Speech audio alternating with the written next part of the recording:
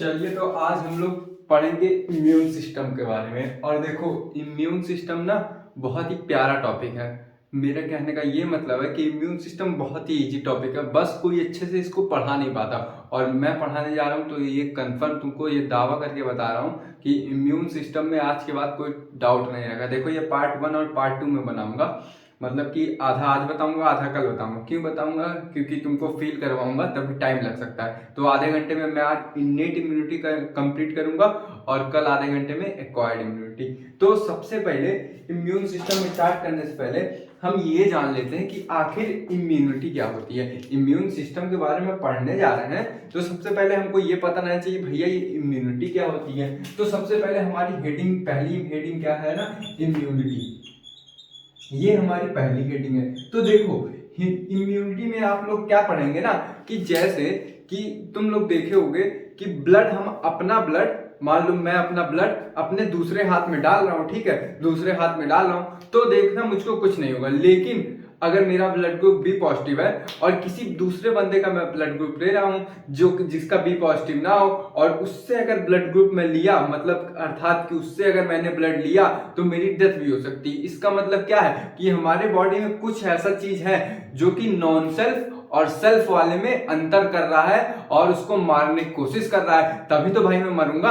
अगर जैसे किसी और का ब्लड ग्रुप मैंने लिया तो क्या मेरा बॉडी में कुछ ऐसे फैक्टर्स होंगे, कुछ ऐसे सिस्टम होगा जो क्या करेगा, जो फॉरेन पार्टिकल अर्थात कि फॉरेन पैथोजन बोल लो, या फिर हमारा वो फॉरेन पार्टिकल हुआ ना, एंटीजन ही हुआ ना। एंटीजन क्या होता है? कोई भी आतंकवादी, आतंकवादी को हम एंटीजन बोलते हैं। हाँ मेरे भाई, अब तक तुम लोगों को नहीं पता था, आज बता रहा हूं। जो एंटीजन होता है ना, वो क्या होता है? आतंकवादी होता है। तो बिना बिना पासपोर्ट के, बिना वीजा के तुम्हारे कंट्री में आ गया, अर्थात कि किसी दूसरे का क्या आरबीसी या फिर बोल दो ब्लड, बोल दो किसी दूसरे का ब्लड तुम्हारे ब्लड के अंदर आ गया, वो भैया क्या है? आतंकवादी है। तो आतंकवादी मारने के लिए कुछ सैनिक लगेंगे, और वो सैनिक क्या कौन होते हैं? इम्यूनिटी होते हैं। तो ये इम्यूनिटी क्या करेगी? वो जो आतंकवादी रहेंगे उनको मारने का काम करेंगे।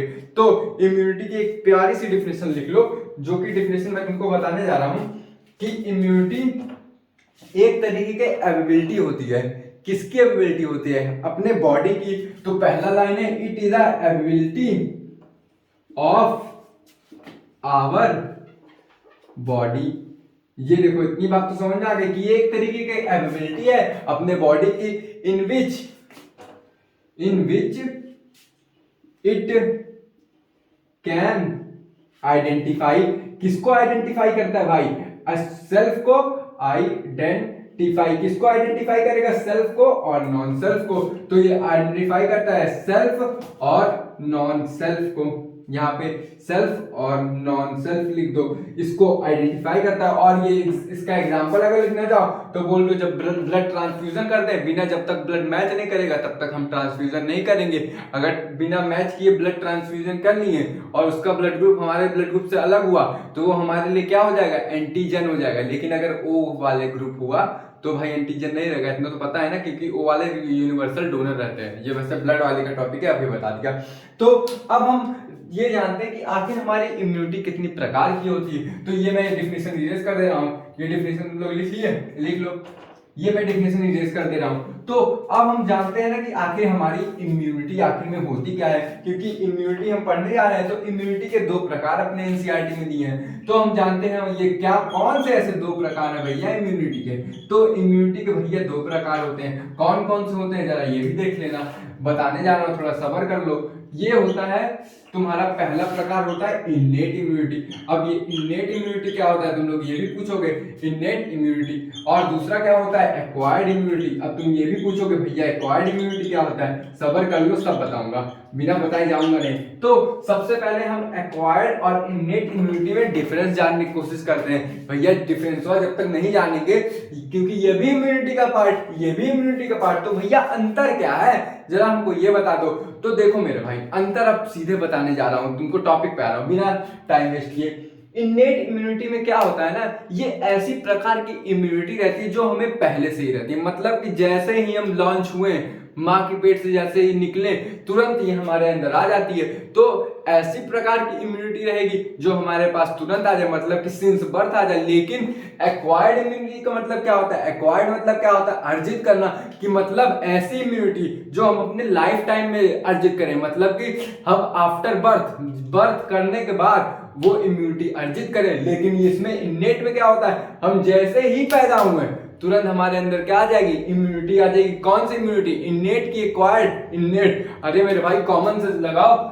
एक्वायर्ड मतलब खुद से अर्जित किया हुआ इम्यूनिटी, खुद से अर्जित तुम माँ के पेट से करके आओगे नहीं। लेकिन जो तुम्हारा इन्नेट इम्यूनिटी रहेगा, ये जैसे ही पैदा हुए या फिर बोल दो गर्भ अवस्था में रहे, जैसे कि फॉर एग्जाम्पल मैं तुमको अभी यहां से और क्लियर होगा, जैसे कि ये भैया तुम्हारा स्किन है। स्किन तुम ये बताओ कि पैदा होने के बाद आता है कि पैदा होने से पहले रहता है या फिर सिंस बर्थ से रहता है? मतलब जैसे ही पैदा हुए वहां तब से स्किन रहना शुरू करता है। तुम कॉमन सेंस लगाओ, क्या स्किन तुम खुद से बनाते हो, एक्वायर करते हो? खुद से नहीं एक्वायर करते। तो हमारा इन्नेट वाला क्या हो जाएगा? स्किन आ जाएगा। लेकिन अगर बात करो तुम एक्वायर्ड में, तो भैया एक चीज बताओ, तुम लोग के पास कोरोना वैक्सीन की जो एंटीबॉडी है पहले से बनी थी कि उसका वैक्सीन लगवा के जा रहे हो, एंटीबॉडी बनवा रहे हो? वैक्सीन या काहे लगवाते हैं? ताकि भैया हमारे बॉडी में एंटीबॉडी प्रोड्यूस हो सके। इतना बात समझ में आ गई? तो एक्वायर्ड मतलब क्या हुआ? खुद से अर्जित कर सके। इन्नेट मतलब क्या हुआ? जो कि हमारे पास सिंस बर्थ से रहे। तो इसका हम लोग लिख लेते हैं कि ये जो हमारी ये वाली इम्यूनिटी रहती है, कौन सी इम्यूनिटी? इन्नेट इम्यूनिटी प्रेजेंट रहती है। कब से प्रेजेंट रहती है? जरा ये भी जान लो, प्रेजेंट सिंस बर्थ से रहती है। और ये जो हमारी एक्वायर्ड है, प्रेजेंट आफ्टर बर्थ, मतलब कि बर्थ के बाद जो इम्यूनिटी हम एक्वायर्ड करते हैं, अर्थात कि खुद से अर्जित करते हैं, वो हमारी होती है acquired immunity present after birth. ये बीच में इतना जगह मैं क्यों छोड़ रहा हूं वो भी बताऊंगा। मेरे हर चीज के पीछे कोई रीजन होता है, बिना रीजन का मैं कुछ नहीं करता। अब पहला डिफरेंस तो हमारा क्लियर हो गया। अच्छा एक चीज मुझको बताओ तुम लोग, कि मान लो कि तुम्हारा स्किन हुआ, ठीक है, ये तुम्हारे माँ बाप में है, तुम में भी आ गया, मतलब कि मम्मी पापा में हमारा स्किन जो प्रेजेंट है वो तुम्हारा मम्मी पापा में भी है, तो हम में आएगा कि नहीं स्किन? अरे कॉमन सेंस लगाओ भाई, तुम्हारे मम्मी पापा के पास स्किन नहीं है या फिर मेरे मम्मी पापा के पास स्किन नहीं है मेरे भाई? और क्या तुम ये बताओ, मेरा जो आने वाला संतान होगा यानी कि मेरा बच्चा होगा, क्या उसके पास स्किन रहेगा? हाँ रहेगा। तो क्या मैं ये बोल सकता हूं कि इम्यूनिटी जो इन्नेट वाली रहती है वो क्या रहती है? हेरिडिटेबल रहती है, अर्थात कि एक जनरेशन से दूसरी जनरेशन में क्या होती है? ट्रांसफर होती है। लेकिन तुम्हारा एक्वायर्ड इम्यूनिटी, अब भैया तुम कोरोना वायरस की वैक्सीन लगवा रहे हो तो क्या तुम्हारे बच्चे में रहेगी? नहीं रहेगी। काहे नहीं रहेगी? क्योंकि वो खुद से अर्जित किए हो अपने लाइफ टाइम में, जो तुम जीवन काल व्यतीत किए हो, मतलब कि जो तुम्हारी लाइफ जन रही है वहां पे तुम वो अर्जित किए, वो तुम्हारे बच्चे में नहीं जाएगी कोरोना वायरस वाली इम्यूनिटी जो है। लेकिन तुम्हारा इन्नेट इम्यूनिटी, जैसे कि तुम्हारा स्किन हुआ, स्किन तुम्हारा बच्चों में चला जाएगा। कैसे जाएगा भाई? लाइव एग्जांपल देख लो ना, तुम्हारे मम्मी पापा के पास स्किन है, हमारे पास भी, या फिर तुम आके देख लो, जैसे कि कुछ लोग में जो जेनेटिक चेंज होता है, म्यूटेशन आ जाता है, वो तो बात की बात है। लेकिन अगर तुम मान लो तुम्हारे माँ बाप में आंख है, मतलब मम्मी पापा में अगर आंख हुआ तो हम लोग में हुआ, और क्या मैं ये बोल सकता हूँ कि मेरे बच्चों में भी आंख होगा? हाँ होगा। लेकिन क्या तुम ये बोल सकते हो कि तुम्हारा जो वैक्सीन है कोरोना वायरस वाली, अगर तुमने एंटीडोट ले लिया, मतलब कि वैक्सीन ले लिया, तो हमारे अंदर जो एंटीबॉडी बनी, अर्थात कि इम्यून सिस्टम ने जो उस वैक्सीन को मारने के लिए एंटीबॉडी बनाया, वो हमारे बच्चे में जा पाएगा? नहीं जा पाएगा। तो क्या मैं ये बोल सकता हूँ कि ये इट इज इनहेरिटेबल, अर्थात ये एक जनरेशन से दूसरी जनरेशन में जा सकती है। और ये जो तुम्हारी दूसरी वाली रहती है, इट इज नॉट इनहेरिटेबल। अब तीसरा डिफरेंस जानते हैं। देखो मेरे भाई, इसमें तीसरा डिफरेंस ये है कि मान लो कि ये तुम्हारी एक जनरेशन से दूसरे जनरेशन में चली गई, लेकिन ये तुम्हारी स्किन है, क्या तुम्हारी स्किन ऐसा कभी तुमको बोली है कि भैया हम सिर्फ और सिर्फ बैक्टीरिया को रोकेंगे, वायरस को हम नहीं रोकेंगे, प्रोटोजोअन्स को नहीं रोकेंगे? कैसे भैया, काहे नहीं रोकोगे? तो तुम्हारी जो स्किन रहती है ना, वो बैक्टीरिया हो या फिर प्रोटोजोअन्स हो या फिर तुम्हारा वायरसेस हो, ये सबको रोकेगी। अर्थात कि ये तुम्हारी नॉन स्पेसिफिक होगी, मतलब कि ये एक पर्टिकुलर चीज के लिए स्पेसिफिक नहीं रहेगी। बैक्टीरिया को भी भैया रोकेगा स्किन तुम्हारा, और तुम्हारा क्या बोलते हैं वायरस को भी रोकेगा, प्रोटोजोअन्स को भी रोकेगा, हेलमिंथेस को भी रोकेगा, और भैया कौन, फंजाई को भी रोकेगा। लेकिन तुम्हारा अगर बात करें हम लोग ये वाले इम्यूनिटी की, ये वाला इम्यूनिटी तनी चंट टाइप का होता है। काहे चंट टाइप का होता है? क्योंकि भैया अगर तुम अपने अंदर कोरोना वायरस वाली वैक्सीन लगाओगे तो वो कोरोना वायरस से ही बचाएगा, अगर तुम पोलियो वाली वैक्सीन लगाओगे तो तुमको पोलियो वायरस से ही बचाएगा। ऐसा नहीं है भैया कि तुम पोलियो वायरस वाली वैक्सीन लगा लिए तो तुमको HIV से बचा लेगा, या फिर तुम्हारा टाइफाइड से बचा लेगा, या फिर तुम बोल रहे डिप्थीरिया से बचा लेगा, डिप्थीरिया से, डिसेंट्री से, या फिर तुम कोई और वैक्सीन ले लो, किसी और का वैक्सीन लगवाए, जैसे पैरालाइज वाला लगाए तो वो पोलियो में आता है। वैसे जैसे कोई और भी वैक्सीन लगवाए तो वो वैक्सीन उस पर्टिकुलर पैथोजन के लिए या फिर उस पर्टिकुलर डिजीज के लिए होगा। लेकिन तुम्हारा जो इन्नेट है ये भैया बोलता है ऑल इज वेल, मतलब कि ये भैया नॉन स्पेसिफिक होता है। बैक्टीरिया को रोकेंगे भैया, वायरसेस को भी रोकेंगे, सबको रोकेंगे। लेकिन ये भैया थोड़ा भौकाल टाइप के आदमी है, ये बोलते नहीं भैया हम तुम्हारा गुस्सा झेल सकते हैं लेकिन और सबका नहीं झेलेंगे, पहले बता दें, अगर और सब आए भैया हम गेट खोल देंगे, ले जाओ जो ले जाना है। तो ये क्या मैं ये बोल सकता हूँ जो हमारी इन्नेट इम्यूनिटी रहती है ये क्या रहती है? इट इज नॉन स्पेसिफिक होती है, कि मतलब भैया वायरस आओ, बैक्टीरिया आओ, कौनो आओ। लेकिन ये जो तुम्हारी दूसरी वाली रहती है एक्वायर्ड इम्यूनिटी, ये क्या रहती है?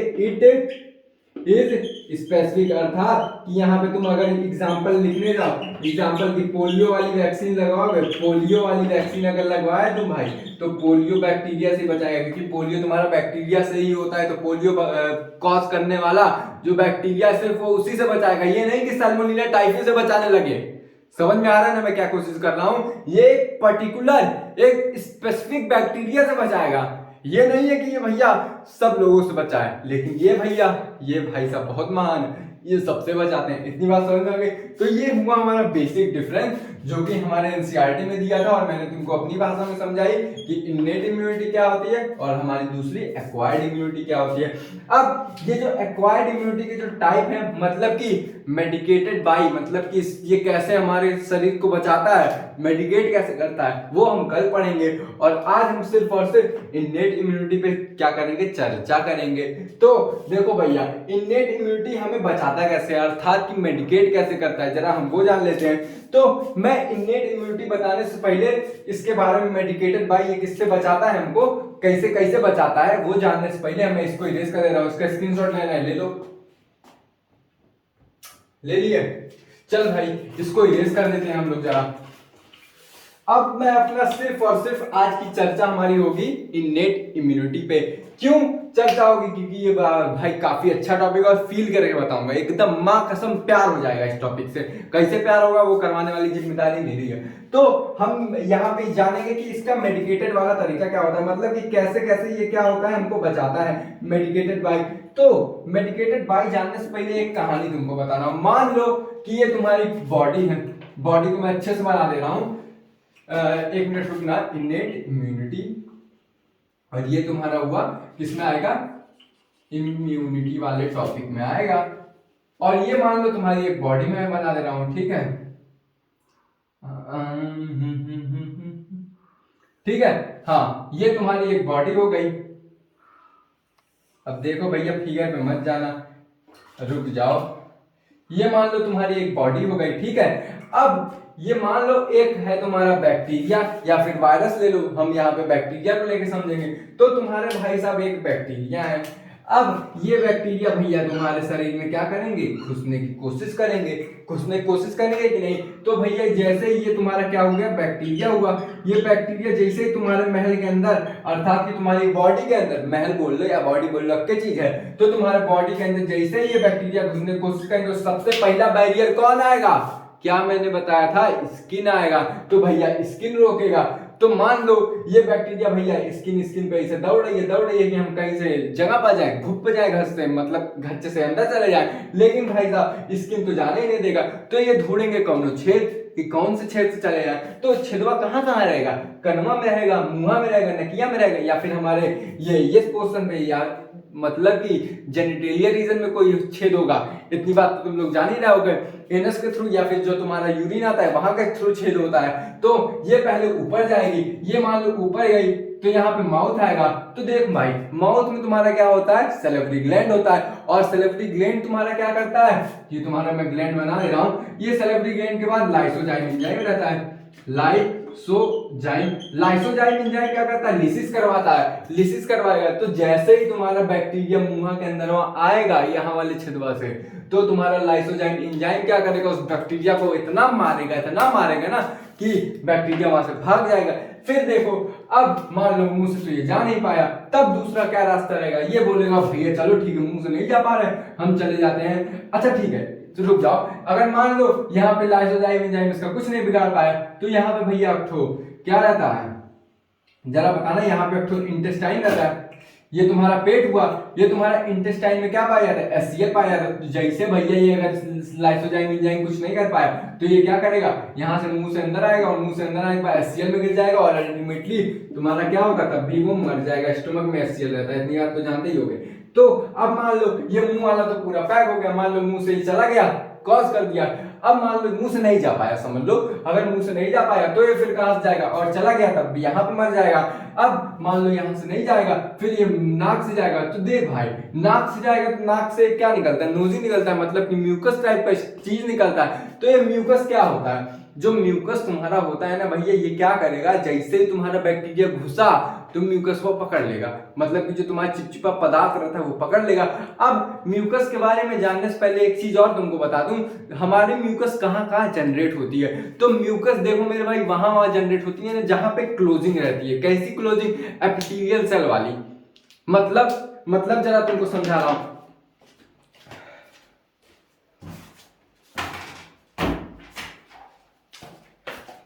ये मान लो बुक है एलन का, स्पॉन्सरशिप नहीं कर रहा हूं, प्रचार नहीं कर रहा हूं, समझे।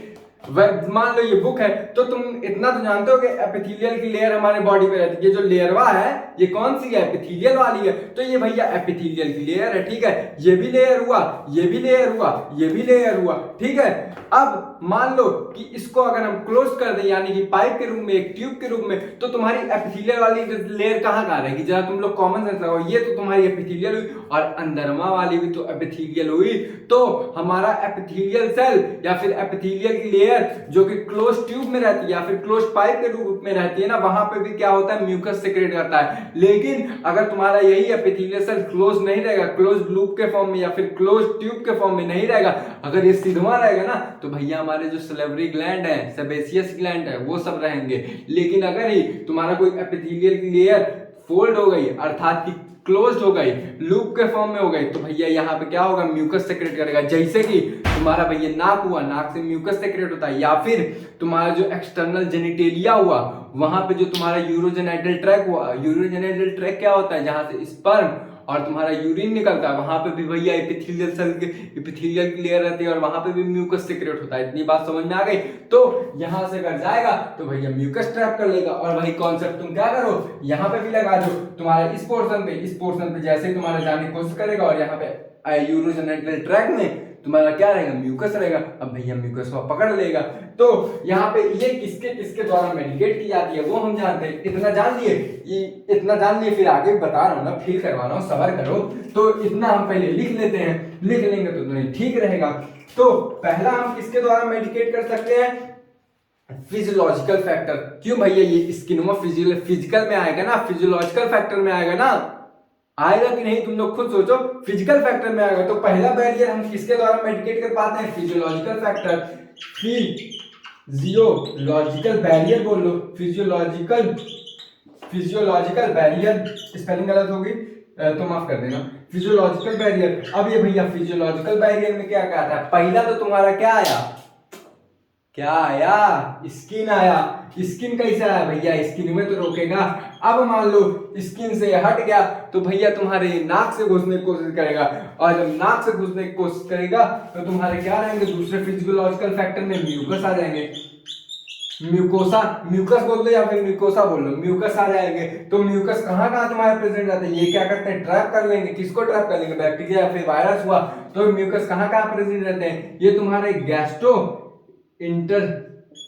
गैस्ट्रो इंटेस्टाइन ट्रैक में प्रेजेंट रहते हैं और तुम्हारे कहाँ पे रहते हैं, रिस्पायरेटरी ट्रैक में। अब तुम बोलोगे रिस्पायरेटरी ट्रैक में कैसे, अरे मेरे भाई ये नकवा तो रिस्पायरेटरी ट्रैक में आता है ना, और गैस्ट्रो इंटेस्टाइनल ट्रैक मतलब कि जो तुम्हारे इंटेस्टाइनिया रहता है, गैस्ट्रो इंटेस्टाइन सेल में मैंने क्या बताया था, उसमें कुछ डिजीजेस में मैंने बताया था कि इंटेस्टाइन में तुम्हारा म्यूकस रहता है और एपिथेलियल लेयर रहता है, जिसको क्या करती है हमारी बैक्टीरिया भैया पोर्स करती है। समझ में आया, टाइफाइडिया वाला क्या करता है, पोर्स करता है भैया। लार्ज इंटेस्टाइन में जो बैक्टीरिया रहती है वो भी पोर्स करती है। समझ में आया। तो भैया पहला तो हमारा म्यूकस कहाँ प्रेजेंट रहता है, गैस्ट्रो इंटेस्टाइनल ट्रैक में। दूसरा हमारा कहाँ प्रेजेंट रहता है, दूसरा हमारा रिस्पायरेटरी ट्रैक में, और तीसरा यूरो जेनाइटल ट्रैक में। ये मुझको पता है, दिख नहीं रहा होगा तो मैं बोल रहा हूँ, लिख लो कि तुम्हारा फिजियोलॉजिकल बैरियर कहाँ का प्रेजेंट रहता है, स्किन में और म्यूकस में, अर्थात की म्यूकोसा में। तो ये कहाँ प्रेजेंट रहता है म्यूकोसा, मतलब किस किस जगह प्रेजेंट रहता है, तो पहला गैस्ट्रोजेनाइटल ट्रैक में, दूसरा तुम्हारा लिख लो रिस्पायरेटरी ट्रैक में, तीसरा तुम्हारा यूरोजेनाइटल ट्रैक। अच्छे से बोल दिया हूं, ना समझ में आए तो वीडियो बैक कर लेना, फिर से सुन लेना, ठीक है। अब हमारा तो पहला तो हो गया फिजियोलॉजिकल बैरियर। अब तुम्हारा जैसे मैंने बताया कि अगर ये मुंह से चला गया तो मुंह में क्या रहता है, लाइसोजाइम, और लाइसोजाइम तुम्हारा फिजियोलॉजिकल फैक्टर रहता है। फिजियोलॉजिकल मतलब जो भी अंदर हमारे प्रक्रिया चल रही हो, और फिजिकल मतलब तो भाई बाहर का एक्सटर्नल अपीयरेंस होता है। तो दूसरा हमारा हो गया किसके द्वारा मेडिकेट कर सकते हैं, दूसरा हमारा है, ये पहला है, दूसरा हमारा है फिजियोलॉजिकल बैरियर। एक मिनट रुकने, यहाँ पे फिजिकल नहीं लिखा हूँ क्या, sorry for that, physical, sorry माफ कर देना भाई, माफ कर देना। पहला हमारा फिजिकल हो गया, फिजिकल में स्किन और म्यूकस आया, और तुम्हारा दूसरा फिजियोलॉजिकल फैक्टर। फिजियोलॉजिकल फैक्टर मैंने क्या बताया था, मुंह से जाएगा तो मुंह में क्या क्या प्रेजेंट रहेगा भैया, लाइसोजाइम रहेगा, लाइसोजाइम। अब एक चीज बताओ, ये लाइसोजाइम कहाँ कहाँ प्रेजेंट रहता है, तुम्हारे पहले तो ये तुम्हारे सलाइवा में प्रेजेंट हो सकता है कि नहीं, तो ऑफ लाइसोजाइम ऑफ मतलब कि लाइसोजाइम कहाँ प्रेजेंट हो सकता है, पहला तो तुम्हारा सलाइवा में होगा, दूसरा लाइसोजाइम मतलब कहीं पे भी लिक्विड सब्सटेंस हो ना, जैसे आंसू में भी लाइसोजाइम रहता है। तो दूसरा हमारा हुआ टीयर, और भैया तुम्हारा सीरम में लाइसोजाइम होता है कि नहीं, याद करो लाइसोजाइम रहता है। जब भैया ओवम से मिलने जाता है, स्पर्म मीटिंग करने जाता है, तब भैया उसमें लाइसोजाइम भरा रहता है। तो जैसे ओवम के पास पहुंचता है, अपना लाइसोजाइम को खोपड़िया में भरता है, इसे फाड़ देता है, तो वो क्या करता है, जो कॉर्पूरा मतलब जो तुम्हारे बाहर वाली कवरिंग रहती है ना, वो क्या करती है, ब्रेक डाउन हो जाती है, किसकी मदद से, लाइसोजाइम की मदद से। इतनी बात समझ में आ गई, उसकी कैप पोर्शन पे लाइसोजाइम रहता है। तो हमारा लाइसोजाइम की मदद से हमारा क्या होता है, फिजियोलॉजिकल बैरियर है। ये कहाँ प्रेजेंट रहता है, सलाइवा में, टीयर्स में या फिर सीरम में। जैसे तुम्हारी बैक्टीरिया आएगी, वो क्या करेगा, बैक्टीरिया को लाइसिस कर देगा, अर्थात किल कर देगा। इतनी बात समझ में आ गई। अब यहाँ पे फिजियोलॉजिकल बैरियर में तुम्हारा क्या आ जाएगा, गैस्ट्रल एसियल आएगा, या फिर गैस्ट्रस एसियल आ जाएगा। स्पेलिंग में देख लो, गैस्ट्रिक बोल दो, यहाँ पे ज्यादा सही रहेगा, गैस्ट्रिक एसियल आएगा। तो जैसे ही तुम्हारा मुंह में मान लो लाइसोजाइम नहीं काम किया, बैक्टीरिया ज्यादा पावरफुल हुआ, तो जैसे ही पेटवा में आया तो भैया वहां पे क्या रहता है, तेजाब रहता है। तेजाब रहेगा तो भैया वहां पे हैप्पी बर्थडे टू यू हो जाएगा, मतलब मर जाएंगे।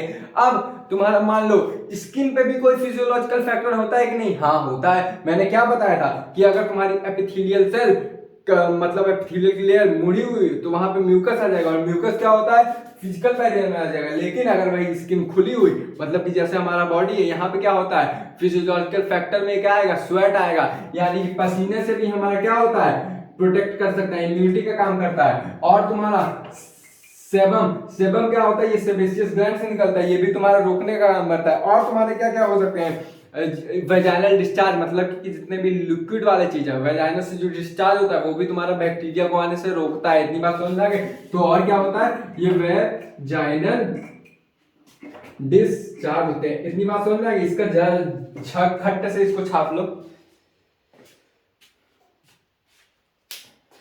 छाप लिए, इतना समझ में आ गया ना, चलो ठीक है। अब मान लो ये तो तुम्हारे फिजिकल फैक्टर हो गए, बैरियर हो गए, या फिर फिजियोलॉजिकल हो गए। अब जैसे मान लो कि ये मैं बना दे रहा हूं, फिर से क्या बना रहा हूं भैया, वही बढ़िया बना रहा हूं,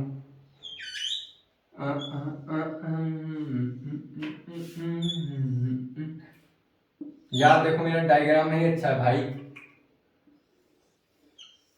ठीक है, ये मान लो तुम्हारे हुए इंसान, ठीक है इंसान है वो, ये मान लो तुम्हारे हुए बैक्टीरिया। अब मान लो कि तुमको कोई चाकू से मार दिया, पैरवा तुम्हारा कोई चाकू से कट कर दिया, ये लाल से थोड़ा कर दो ताकि खील आ सके। अब मान लो तुम्हारे चाकू से कुछ चीज कट गया, तब भैया बैक्टीरिया को जगह मिल जाएगी क्योंकि बैक्टीरिया बहुत छोटा रहता है। तो क्या करेगी ना, बैक्टीरिया घच्चे से घुस जाएगी अंदर। अब जैसे ही ये बॉडी के अंदर घुसी तो भैया वहां पे कौन बैठा रहता है, वहां पे मैक्रोफेज बैठा रहता है। मैक्रोफेज क्या होता है, मैक्रोफेज ये भैया क्या करेंगे ना, फेजी करवाएंगे, मतलब कि जो यहाँ पे सेल रहेगा उसको क्या करेगा, खा जाएगा। तो जैसे ही मैक्रोफेज रहा, वो जैसे ही बैक्टीरिया तुम्हारी इंटर की तो भैया बोलेगा भैया आवा आवा, जैसे जैसे आएगा घुसेगा हमारे बॉडी के अंदर, जैसे घुसेगा मैक्रोफेज वहीं पे यहीं पे बैठा रहेगा, ऐसे भैया चुम मारेंगे। जैसे ही बैठा रहेगा, जैसे कोई बैक्टीरिया वायरस आएगा तो भैया क्या करेगा, खा लेगा, अर्थात कि मैक्रोफेजी कर देगा। मान लो कि भैया तुम्हारे बैक्टीरिया ज्यादा आ गए या वायरसेस ज्यादा आ गए, तो तुम्हारे यहाँ पे क्या होते हैं, ब्लड की पाइप जाती है, कैपिलरीज जाती है। तो इन कैपिलरीज में क्या होता है ना भाई साहब, WBC रहता है, RBC रहता है, प्लेटलेट्स रहता है। इतना तो जानबे करते हो क्योंकि यहाँ पे ब्लड बहता है और ब्लड में क्या क्या होते हैं, RBC WBC प्लेटलेट्स रहते हैं। तो यहाँ पे मैं सिंपली लिख रहा हूँ, यहाँ पे ब्लड होते हैं, ठीक है। अब ब्लड में तुम्हारा क्या क्या आते हैं जरा ये भी तुम जान लो, क्योंकि फील करवाने के लिए ये बताना जरूरी है। RBC हो गया, WBC हो गया और तुम्हारा प्लेटलेट्स हो गया, प्लेटलेट्स हो गया। लेकिन जनरली इम्यून सिस्टम में कौन रिस्पॉन्सिबल रहता है, जरा बताना मुझको। इम्यून सिस्टम में तुम्हारे होते हैं WBC इन्वॉल्व होते हैं। कौन कौन से होते हैं WBC के सेल्स में, कौन कौन होते हैं जरा ये भी जान लो। पहले तुम्हारे देखो होते हैं ना, WBC दो प्रकार में डिवाइड रहते हैं, हमने अपनी सुविधा अनुसार दो प्रकार में डिवाइड किया। पहला होता है ए ग्रेनुलोसाइट, दूसरा होता है ग्रेनुलोसाइट। जो तुम्हारा ए ग्रेनुलोसाइट होता है ये भैया दो प्रकार में डिवाइड होता है। कौन कौन से, ये तुम्हारे होते हैं ना, एक होता है तुम्हारा लिम्फोसाइट सेल में और दूसरा होता है हमारा मोनोफिल सेल में। और तुम्हारा ग्रेनुलोसाइट तुम्हारा होता है, एक होता है एसिडो, एक होता है न्यूट्रो और एक होता है बेसियोफिल्स।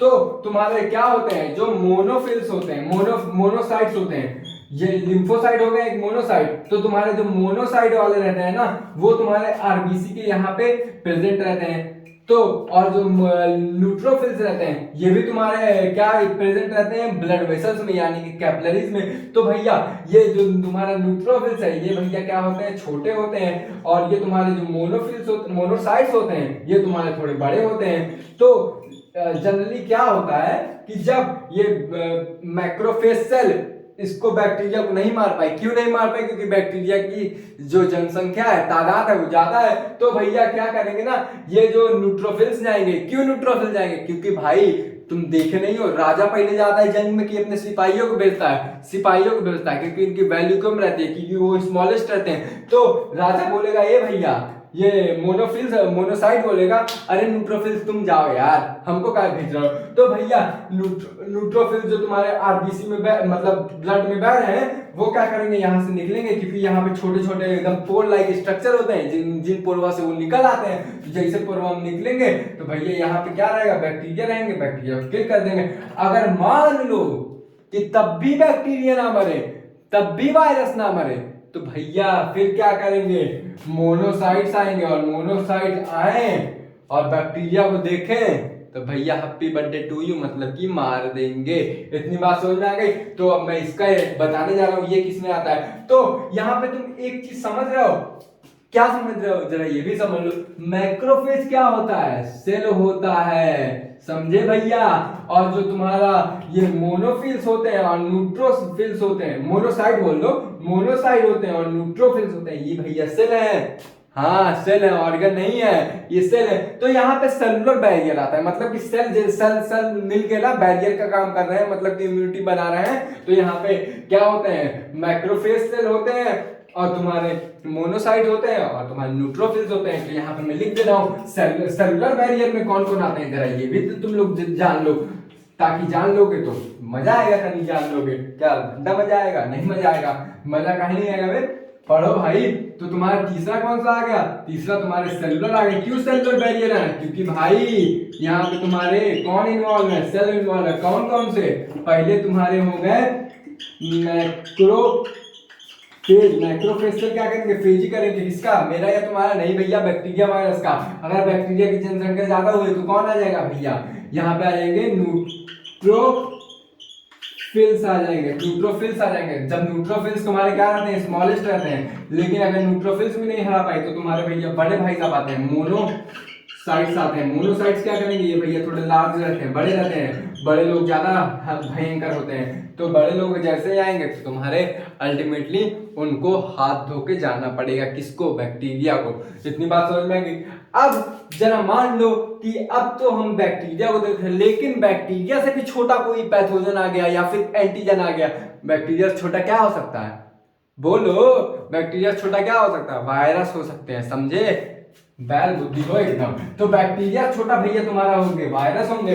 तो मान लो तुम्हारे वायरस आ गए और किसी यहाँ पे पैरवा बना देता हूं, ये तुम्हारे पैर होंगे और यहाँ पे तुम्हारे सेल्स होते हैं। तो ये सेल को इन्फेक्ट कर दिए तो भैया ये सेल के पास क्या रहता है? ये सेल के पास होता है भैया, जैसे ये इन्फेक्टेड हुआ, किससे हुआ? वायरस से। ये जो इन्फेक्टेड क्या हुआ? सेल हुआ। तो ये इन्फेक्टेड सेल जो होता है किससे होता है? ये वायरस से। अगर कोई भी सेल इन्फेक्टेड हो गया, अब देखो भैया वायरस बहुत ज्यादा छोटा एंटीजन होता है ना, यानी कि डिजीज कॉज करता है। तो जैसे किसी एक सेल को वायरस इन्फेक्ट कर दिया तो भैया वायरस इन्फेक्टेड सेल क्या निकालने लगा?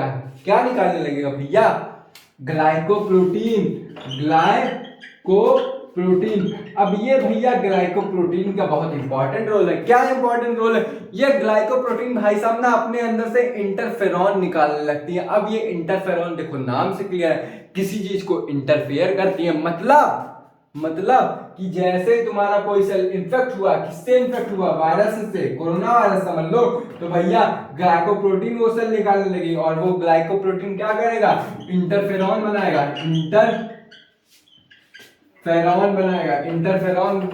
इंटरफेरॉन का काम करेगा। एक मिनट रुकना। इंटरफेरॉन का काम करेगा तो ग्लाइकोप्रोटीन क्या बनाएगा? इंटरफेरॉन बनाएगा। और वो इंटरफेरॉन क्या करेगा? इंटरफेयर करेगा। क्या चीज इंटरफेयर करेगा? ये भैया एक सेल से दूसरे सेल में इंफेक्शन ना हो उसको क्या करेगा? इंटरफेयर करेगा। इतनी बात समझ में आ गई?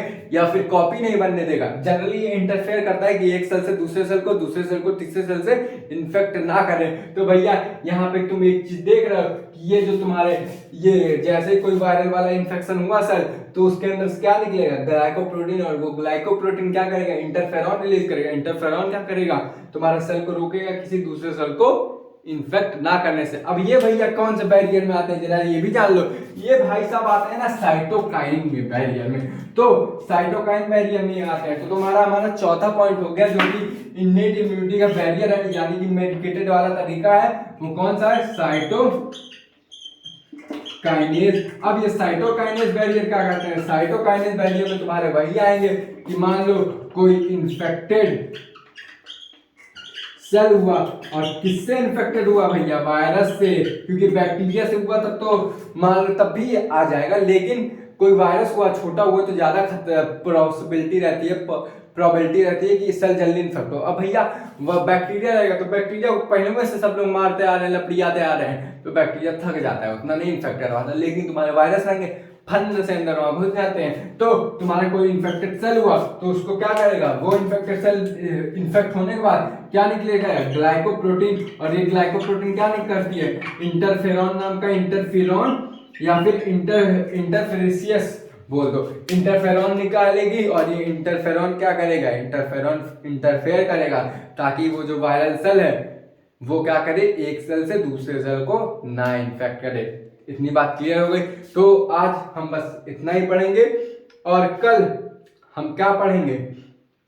एक्वायर्ड इम्यूनिटी का मेडिकेट करने का तरीका। और देखो यार, एक्वायर्ड इम्यूनिटी का मेडिकेट करने का तरीका भी पढ़ेंगे।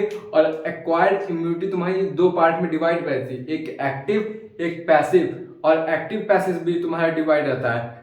कौन कौन से? एक आर्टिफिशियल और एक मतलब जो एक आर्टिफिशियल और नेचुरल में वो भी डिवाइड होता है, तभी वो मैंने कल के टॉपिक में रखा क्योंकि कल वो एकदम अलग आ जाएगा और आज वाला अलग हुआ। तो इतनी बात समझ में आ गई। तो चलिए आज की बातें यहीं तक, कल की बातें कल करेंगे। जय हिंद, जय भारत, साइनिंग ऑफ।